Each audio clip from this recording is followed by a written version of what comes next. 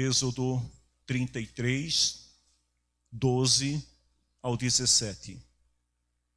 Moisés disse a Deus, o Senhor: é verdade que me mandaste guiar este povo para aquela terra. Porém não me disseste quem é que irá comigo. Disseste que me conheces bem e que estás contente comigo. Agora, se isso é assim mesmo, fala-me dos teus planos para que eu possa te servir e continuar a te agradar. Lembra que escolheste esta nação para ser tua. Deus disse: eu irei com você e lhe darei a vitória. Então Moisés respondeu: se não fores com o teu povo, não nos faça sair deste lugar. Como é que os outros povos poderão saber que estás contente com o teu povo e comigo, se não fores conosco? A tua presença é que mostrará que somos diferentes dos outros povos da terra. O Senhor disse a Moisés: vou atender o seu pedido, porque conheço você bem e você conseguiu a minha aprovação. Amém? Feche os teus olhos e oremos ao Senhor. Nós te adoramos, Senhor, honramos o teu nome, a tua majestade, a tua presença, Senhor, na vida da tua igreja. Nós te louvamos, Senhor, por estes momentos em que nós celebramos a tua honra, cantamos em teu louvor.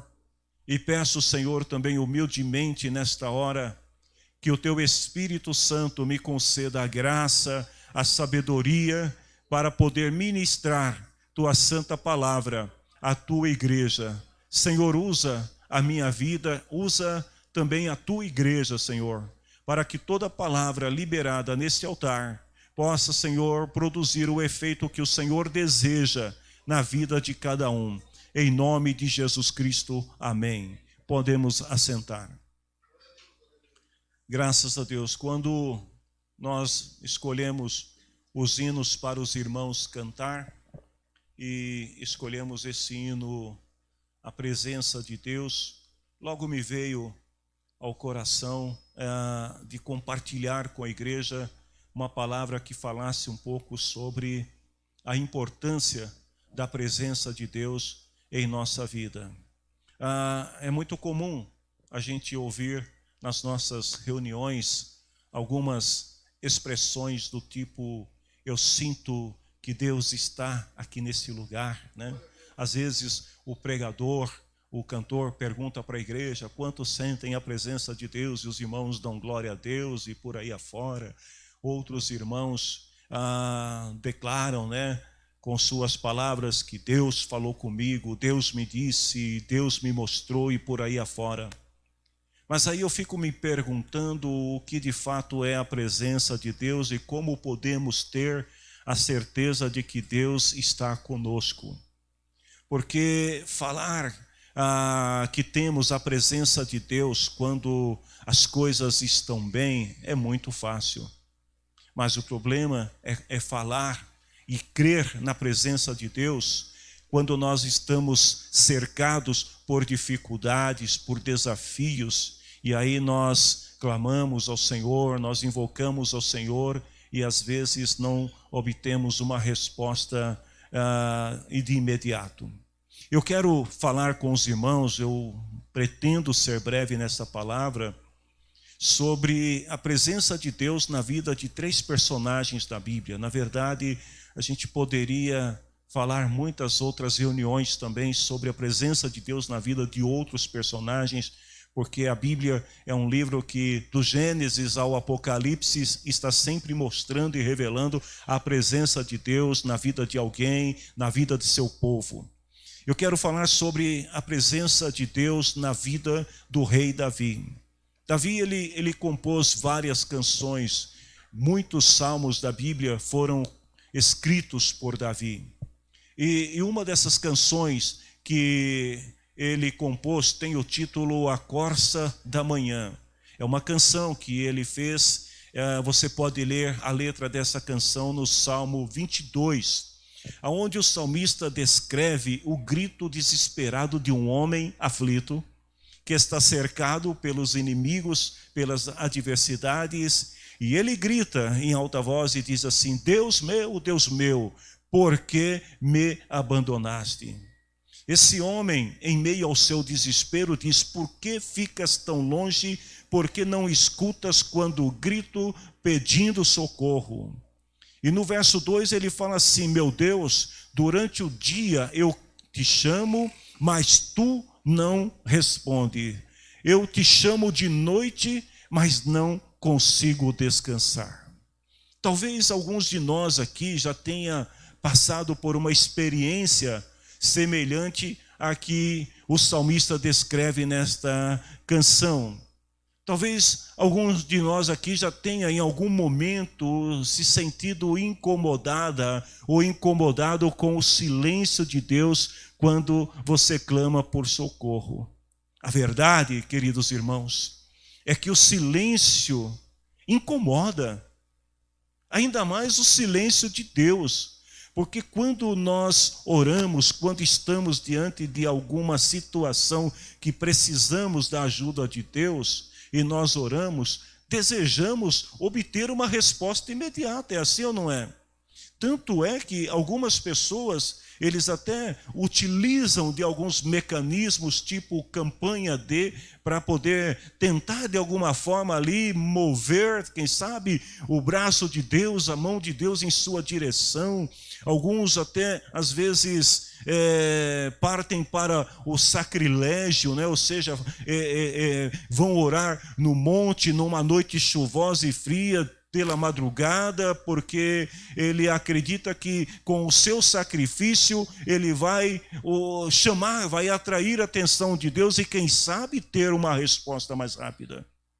Mas aqui nessa canção o salmista mostra que este homem está clamando por Deus e ele diz que de dia e de noite ele estava clamando, mas Deus estava em silêncio. E a preocupação, depois você lê na sua casa o Salmo 22, e você vai ver que a preocupação do salmista, ela aumenta quando ele começa a lembrar na sua oração que os seus antepassados também passaram por momentos difíceis, porém quando eles clamaram, o Senhor respondeu. Ele diz assim: os nossos antepassados puseram a sua confiança em ti, eles confiaram e o Senhor os salvou. Mas agora, com o salmista parece que é diferente.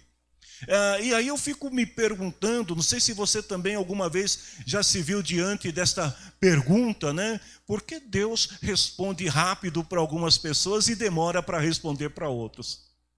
Sabe, às vezes, né? Você vai numa reunião de culto e aí você ouve alguém contando o seu testemunho e a pessoa diz assim: eu entrei numa prova, orei e o Senhor respondeu. E aí você olha para a sua prova e você fala assim: pois é, eu também entrei numa prova, estou orando e o Senhor não respondeu.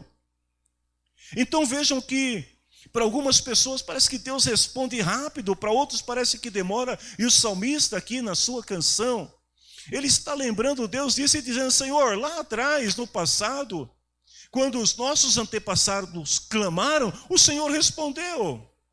E mais adiante ainda, ele vai demonstrar uma outra preocupação que também é muito comum na vida das pessoas que passam por situações semelhantes. Ele estava preocupado com o que as pessoas estavam dizendo sobre ele. Ele diz assim para o Senhor: os inimigos, Senhor, eles dizem: você confiou em Deus o Senhor, então por que Deus não te salva? Se Ele gosta de você, por que Ele não o ajuda?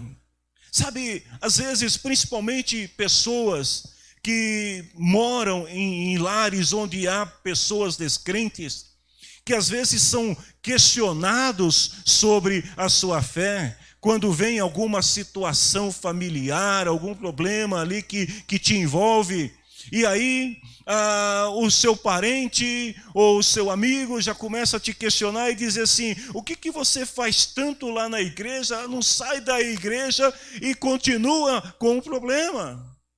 O inimigo, né, ele usa pessoas para tentar te acusar, e o salmista diz: Senhor, eu estou muito preocupado, porque além do teu silêncio que me incomoda, além de ouvir que o Senhor respondeu a oração de outros e não respondeu a mim, ainda tem o questionamento de pessoas que estão perguntando por que o Senhor demora para responder.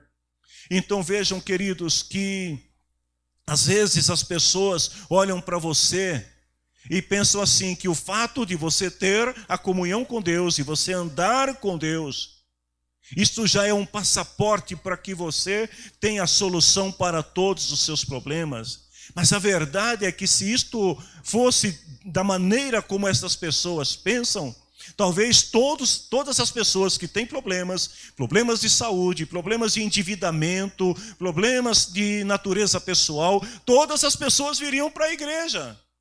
Porque seria muito fácil. Eu vou para a igreja, eu oro, Deus responde e está tudo bem. Mas não, o que o Senhor, né, quer nos ensinar, como também o salmista aprende no decorrer desta canção, é que o fato de Deus amar você não significa ter vida fácil. Que quando Paulo, ele ora ao Senhor e deseja que Deus tire o espinho da sua carne, a única resposta que ele recebe de Deus é: Paulo, a minha graça é tudo o que você precisa. Você não precisa ser curado, Paulo. Você não precisa sair do problema. Você só precisa da minha graça. É tudo o que você precisa. Nós vamos ver na história de Davi, que Davi é uma pessoa que desde o momento em que ele assume o trono como rei, ele valoriza a presença de Deus. Tanto é que a Bíblia conta uma história lá em 2 Samuel capítulo 7, que faziam mais de 50 anos que a arca da aliança, que representava a presença de Deus no meio do povo, estava perdido no território dos filisteus. E quando Davi fica sabendo disso, ele então decide trazer o símbolo da presença de Deus para a nação, porque ele entende que ao trazer a arca, ele estaria trazendo a presença de Deus para o seu governo. E tanto é verdade que em 2 Samuel 7, o Senhor diz assim, que depois que Davi trouxe a arca da aliança e a colocou no seu devido lugar, ou seja, a presença de Deus agora está novamente no governo, na nação, na vida de Davi, diz assim, que Davi conseguiu controlar completamente o seu reino e o Senhor o livrou de todos os seus inimigos. Davi descobriu que a presença de Deus é aquela que pode lhe assegurar a vitória, mesmo que haja um tempo de silêncio. E a presença de Deus, irmãos, na vida de Davi era algo tão poderoso, que lá no Salmo 63, versículo 1 a 3, Davi declara o seu amor, a sua paixão pela presença de Deus. Ele fala assim: ó Deus, tu és o meu Deus, procuro estar na tua presença. Ou seja, Davi, ele deseja tanto a presença de Deus que ele faz tudo o que está ao seu alcance para estar na presença de Deus. Ele fala assim: todo o meu ser deseja estar contigo. Eu tenho sede de ti como uma terra cansada, seca e sem água. Quero ver-te no templo. Quero ver como o Senhor é poderoso e glorioso. E aí olha só que declaração linda que ele faz no verso 3. Ele fala assim: o teu amor é melhor do que a própria vida, por isso eu te louvarei. Oh, meus irmãos, que amor glorioso pela presença de Deus. Que o Senhor nos permita também desejar tão ardentemente a presença de Deus, como o salmista que diz: o teu amor, ó Deus, é melhor do que a própria vida. A presença de Deus no ministério de Jesus, no ministério terreno de Jesus. Jesus, ele considera a presença de Deus imprescindível em seu ministério. Tanto que quando as pessoas olhavam para Jesus, elas enxergavam a presença de Deus. Lá em João capítulo 12, 45, Jesus fala assim: quem me vê, vê também aquele que me enviou. Ou seja, quando as pessoas olhavam para Jesus, elas enxergavam Deus. Mas uma vez teve um discípulo, por nome de Filipe, que ainda não tinha entendido esta palavra de Jesus. Então ele diz assim para Jesus: Senhor, mostra-nos o Pai. Nós queremos conhecer Deus também. Nós queremos também ter esta comunhão que o Senhor tem com Deus. E aí Jesus fala assim para ele: como que você me diz, Filipe? Mostra-nos o Pai. Será que você não crê que eu estou no Pai e que o Pai está em mim? Jesus disse para Filipe o quê? Filipe, dá uma olhadinha aqui para mim. Você não está sentindo nada de diferente, não? Como é que você acha que eu faço milagres? Como é que você acha que eu ressuscito mortos? De onde você acha que vem esse poder? Filipe, dá uma olhadinha aqui. Jesus diz para ele: porque quem me vê, vê também o Pai. E ele termina dizendo assim: o que eu digo a vocês, eu não digo em meu próprio nome, o Pai está em mim. Olha, irmãos, que coisa maravilhosa. É por isso que às vezes tem pessoas na igreja, pessoas que vivem uma vida no altar de Deus, de oração ali, de consagração, que você olha para a pessoa e você vê nitidamente a imagem de Deus brilhando na vida da pessoa. É assim ou não é? Você quer ver Deus? Dá uma olhadinha para o irmão que está aí do teu lado. Só olha para ele, não fala nada não, é só para olhar. Você percebeu que esse sorriso é um sorriso divino? Que esta graça que está sobre o teu irmão é uma graça divina.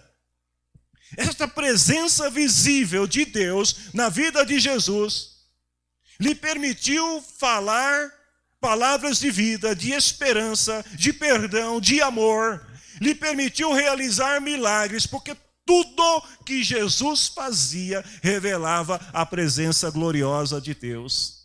E aí eu tenho uma boa notícia para você.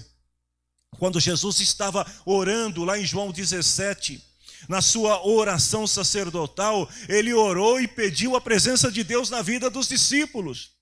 Por isso que eu disse para você olhar para o teu irmão e ver o brilho da presença de Deus na vida dele, porque Jesus, ele orou e pediu e ele falou assim: Pai, eu peço que todos sejam um, assim como tu, meu Pai, está unido comigo e eu estou unido contigo.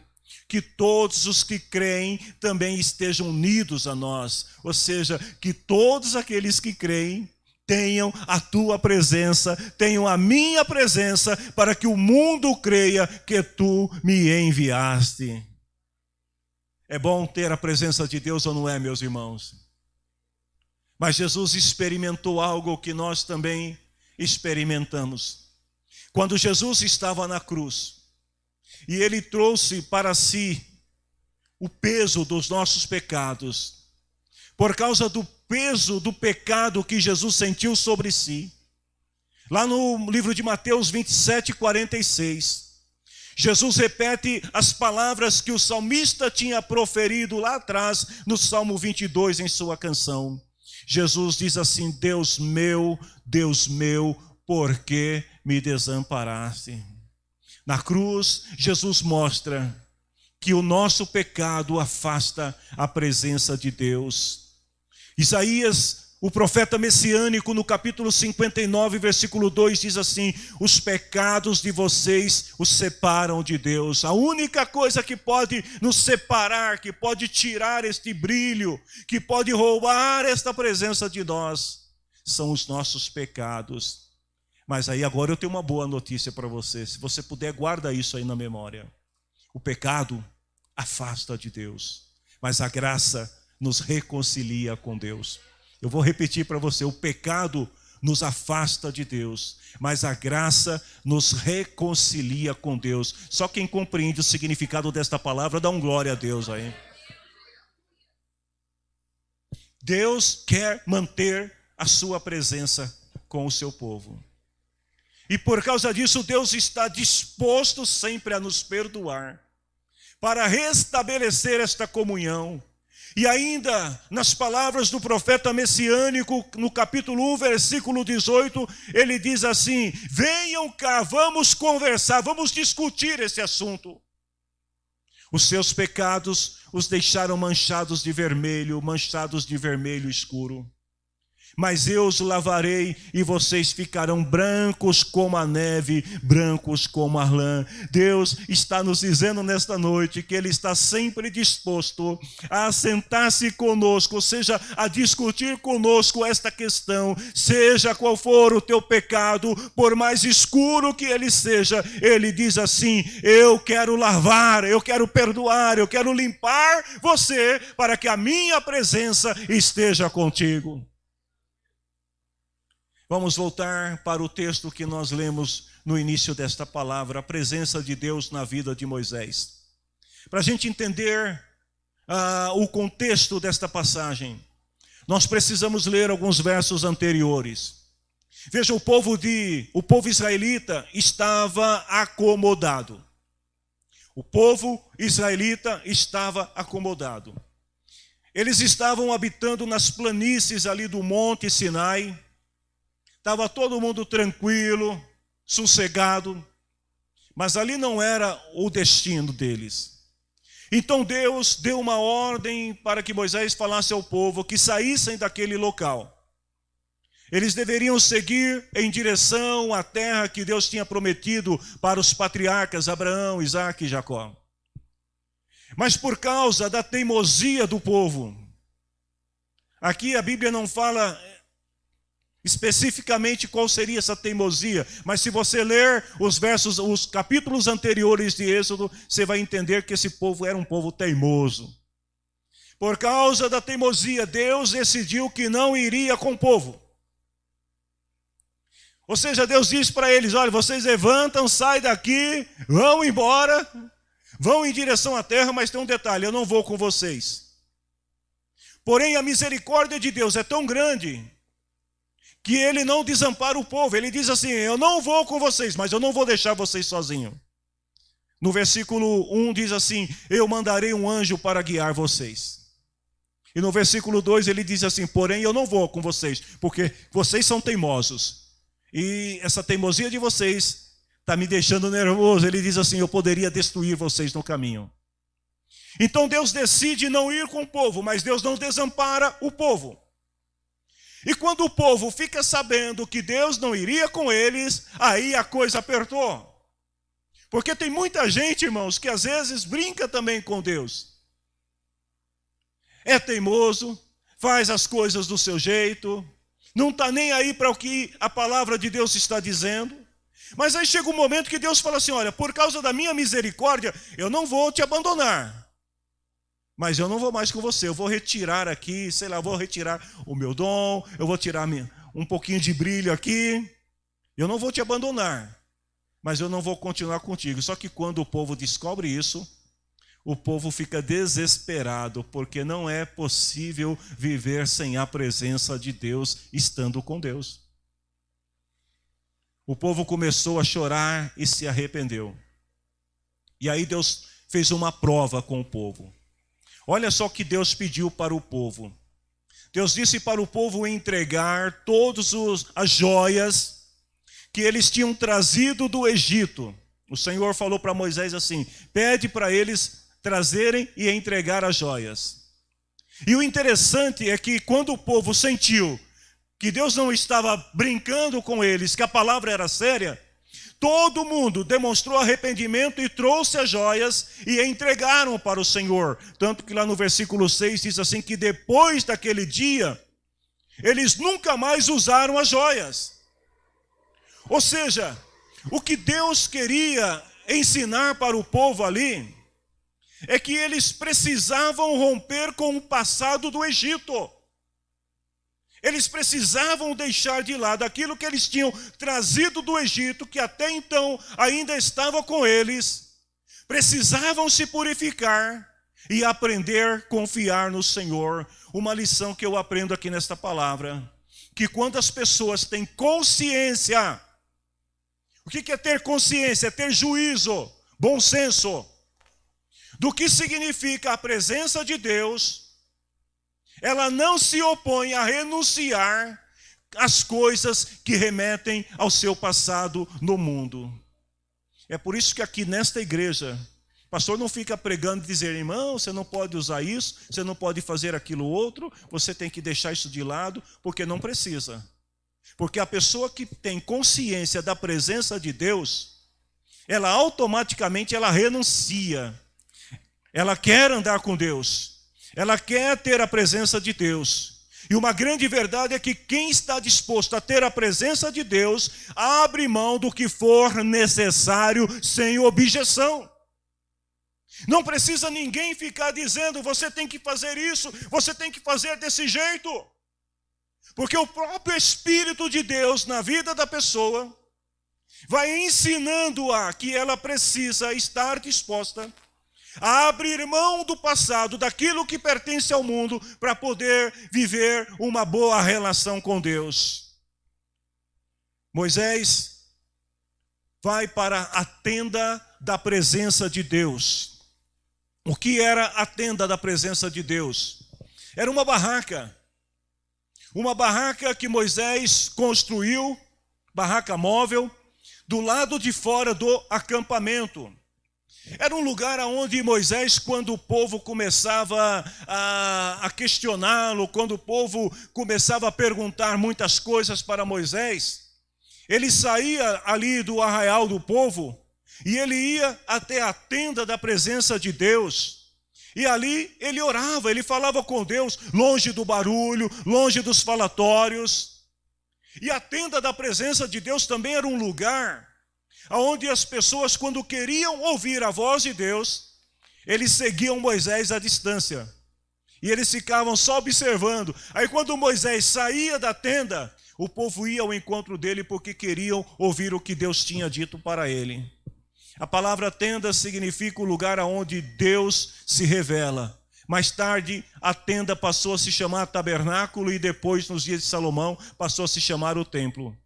Ou seja, o templo, ou a tenda da presença de Deus, lá no passado, nos dias de Moisés, é o lugar onde as pessoas vão para orar, onde as pessoas vão para adorar, para sacrificar a Deus e para ouvir a voz de Deus. Mas tem uma coisa importante que Jesus também ensinou, que você pode transformar, preste bem atenção nisso, você pode transformar um cômodo da sua casa no templo, um lugar privado onde você possa orar com Deus. A gente sabe que isso hoje é um pouco difícil nos tempos modernos, porque é tanto barulho, né? Quem tem filho pequeno, às vezes não consegue ter esse momento para orar e falar com Deus longe do barulho, de tudo, porque é o filho que entra, é o filho que sai, é o vizinho que bate no portão, é o Cândida passando na rua, e é tanta coisa acontecendo ali que você não consegue. Então as pessoas vão aonde? Vão para o templo. Porque no templo as pessoas se desconectam dos problemas familiares, se desconectam dos barulhos, das interrupções, e no templo a pessoa ora para ouvir a voz de Deus. Moisés vai para a tenda da presença de Deus. E lá na tenda, 4 coisas que se destacam na oração que Moisés fez ao Senhor. A primeira é que, longe de todo mundo, Moisés começa a sua oração lembrando que ele era alguém conhecido e aprovado por Deus. Ele fala assim para o Senhor me conhece e o Senhor está contente comigo. Irmãos, tem que ter muita graça para falar um negócio desse para Deus na oração. Tem ou não tem? Ele fala, o Senhor me conhece e o Senhor está contente comigo.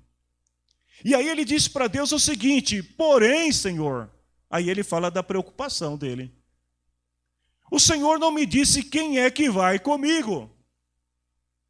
Tudo bem, o Senhor está dizendo, sai e vai, mas eu vou para onde? Quem é que vai comigo? Moisés está em dúvidas, porque ele não sabe se ele poderá contar com a presença de Deus ou com a presença do anjo. E a preocupação de Moisés faz sentido, porque se você ler a Bíblia lá em Êxodo, capítulo 3, versículo 12, você vai ver que Deus disse para Moisés assim: Moisés, eu estarei com você. Presta atenção. Deus disse para ele: eu estarei com você. Quando você tirar do Egito o meu povo, vocês vão me adorar nesse monte, que era onde eles estavam. E isso será uma prova de que eu enviei. Então qual que é a dúvida de Moisés? É que Moisés sabe que até o monte Deus estaria com ele. Porque Deus falou: eu vou estar com você. Mas agora ele precisa sair do monte e precisa continuar caminhando. E Moisés quer ter a certeza que se ele sair do monte, a presença de Deus vai com ele. Olha a lição que a gente aprende aqui nesta palavra, irmãos. Antes de tomar qualquer decisão para sair do lugar aonde você está, ore a Deus e peça a confirmação dele e peça também a presença dele. Você não deve sair do teu lugar sem a presença de Deus. Tem muita gente que está se dando mal por aí, está se quebrando todo, porque às vezes sai do seu lugar sem confirmar se terá ou não a presença de Deus. Tiago ensinou isso lá no capítulo 4:15. Tudo que vocês for fazer, primeiro vocês devem dizer: se Deus permitir. Em segundo lugar, Moisés ele quer saber quais são os planos de Deus para ele. Ele diz assim: fala-me dos teus planos, para que eu possa te servir e continuar a te agradar. Moisés sabia que até ali ele estava no centro da vontade de Deus, mas ele quer ter a certeza de que o que ele irá fazer a partir dali, ao tirar o povo ali da base do monte e levar para a terra, que Deus estaria com ele. E aí nós aprendemos mais uma lição importante, que a gente deve sempre submeter as nossas ideias ao Senhor, porque o melhor plano não é o teu plano. O melhor plano é o plano de Deus para a tua vida. Provérbios 16. A gente faz muitos planos, mas o Senhor é quem dá a última palavra. Então, antes de qualquer decisão, procure saber o que Deus quer de você. Deus responde para Moisés, e aí presta atenção no que Deus diz. Deus falou assim: Moisés, eu vou com você. Fica tranquilo que a gente vai caminhar junto. Ele fala assim: eu não só vou com você, eu vou te dar vitória. Mas Moisés, irmãos, era um homem de Deus, um homem insistente. E aí ele lembra a Deus o seguinte: Senhor, tudo bem. O Senhor já me respondeu, o Senhor vai comigo. Mas a questão não é essa. O Senhor vai com o povo também? Ou seja, Moisés, ele diz para Deus que o plano que Deus tinha para ele, quando o chamou lá em Êxodo capítulo 3, incluía quem? O povo. E agora Deus está dizendo para Moisés: eu vou com você, mas com o povo não. E aí Moisés diz: Senhor, lembra que foi o Senhor que escolheu esse povo para ser tua nação. Uma lição importante que Moisés nos ensina aqui, e esta é uma palavra não só para mim, é uma palavra para líderes. Todo líder deveria agir como Moisés. Ou seja, liderar é estar comprometido com todos e por todos. Então Moisés queria ter a certeza de que o plano de Deus incluía também o povo. Ele não poderia sair sob a bênção de Deus, na presença de Deus, enquanto o povo estaria somente ali sendo guiado por um anjo. Jesus, ele também nos ensinou isso, que as promessas que Deus tem para a igreja não é exclusividade de uma ou de outra pessoa. As promessas de Deus, assim como lá nos dias de Moisés, as promessas eram para o povo, as promessas de Deus hoje é para a igreja. Está lá em Hebreus 9:15. Diz assim que Jesus, ele fez uma nova aliança para que os que foram chamados por Deus possam receber as bênçãos eternas que o próprio Deus prometeu. Irmão, irmã, o que Deus tem para mim, tem para você também. A bênção que o teu irmão recebeu é tua também. Ou seja, as promessas de Deus, o Espírito Santo, os dons espirituais, a salvação não é exclusividade de um ou de outro, é para todos.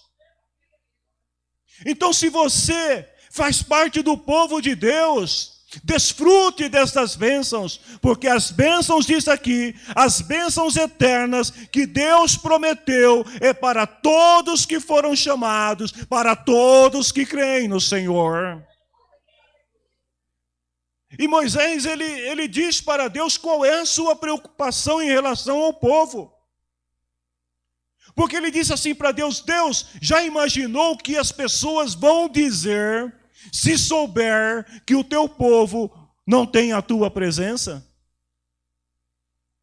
Já imaginou, Senhor? Todo mundo teme Israel. O povo tinha medo. O povo estava seguro, porque eles sabiam que a presença de Deus estava com eles. Agora ele fala: Senhor, e se eles descobrirem que o Senhor não está com eles?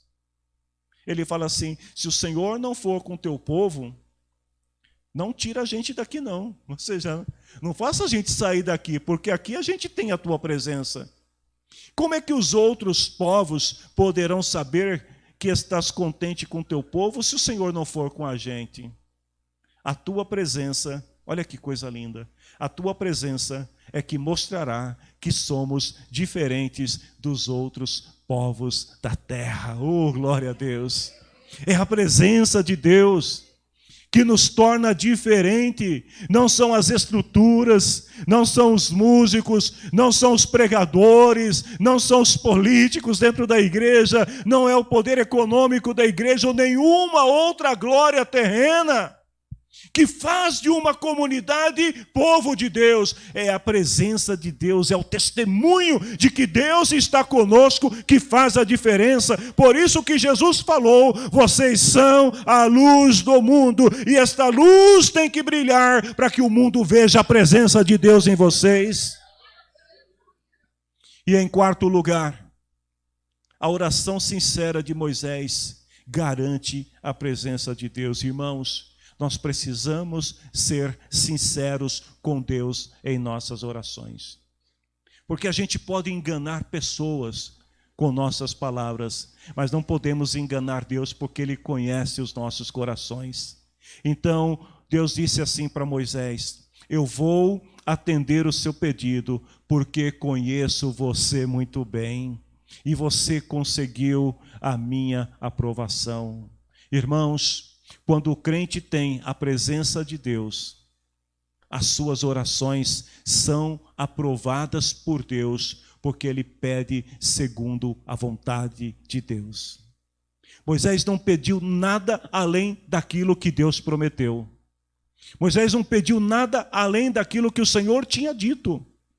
Então o crente que tem a presença de Deus, quando ele ora, ele recebe a aprovação de Deus, porque ele não pede qualquer coisa, ele pede segundo a vontade de Deus. Está lá em 1 João 5,14. Quando estamos na presença de Deus, temos o quê? Coragem. Coragem para pedir. Mas para pedir o que ele diz? Porque nós pedimos de acordo com a sua vontade, sabendo que ele nos ouve. Então, igreja do Senhor, que nós possamos aprender com esse exemplo de Moisés 4 coisas. Primeiro, ele orou para Deus, porque ele sabia que tinha aprovação de Deus, e ele sabia que Deus o conhecia. Aí eu faço uma pergunta para nós que estamos aqui, vocês que estão assistindo. Você se considera uma pessoa aprovada por Deus? Você se considera uma pessoa conhecida por Deus, amigo de Deus, como Moisés? Porque Deus disse para Moisés: eu te conheço bem. Você me conhece e eu também te conheço bem. Segundo, ele pediu que Deus revelasse os seus planos para não cometer o erro de agir sozinho. E aí vem uma outra pergunta: você conta com a presença de Deus em seus planos? Tem gente que ouve o profeta e já sai igual doido, fazendo o que o profeta manda. Irmãos, tome muito cuidado com isso. Se alguém falar alguma coisa para você, assim diz o Senhor, faz isso, ou faz aquilo, outro, ou eu vou fazer assim, vai para a Bíblia. Vai analisar segundo a Bíblia, a palavra de Deus, se está de acordo com a vontade de Deus. Moisés, ele ouviu do próprio Deus dizendo, levanta e vão. Mas eu não vou com vocês, vai meu anjo. O que Moisés fez? Senhor, espera aí, não é assim não. Tudo bem, o Senhor está mandando, mas eu preciso saber o que o Senhor quer. Quais são os seus planos? É para ir para onde? Para a terra? Mas e daí? Como que a gente chega lá? Então aprenda a contar com a presença de Deus nos seus planos. Terceiro, ele intercede pelo seu povo, porque ele sabia que os planos de Deus incluía a vida do povo. E aí vamos tirar a palavra povo, vamos colocar família. As promessas de Deus para a tua vida incluem a tua família? Você tem orado por aqueles que fazem parte da tua vida? Você tem incluído eles na promessa de Deus? Moisés disse para Deus, Senhor, quando o Senhor me chamou, o Senhor disse que tinha um povo. Agora eu só saio daqui se o Senhor for comigo e com o povo. Que a presença de Deus esteja com aqueles que fazem parte da nossa vida. E em quarto lugar, ele obteve aprovação porque foi sincero. Eu termino esta palavra com uma pergunta. O Ministério de Louvor já pode se aproximar. Eu termino esta palavra com uma pergunta. Você é sincero quando ora, quando fala com Deus? Moisés não teve receio de dizer para Deus, olha o que ele fala, Senhor, se o Senhor não for com o teu povo, não os faça sair daqui deste lugar. Ou seja, se a tua presença não estiver conosco, nós não vamos sair daqui. Que nós possamos também ser sinceros quando falamos com o Senhor. A presença de Deus é tudo que nós precisamos.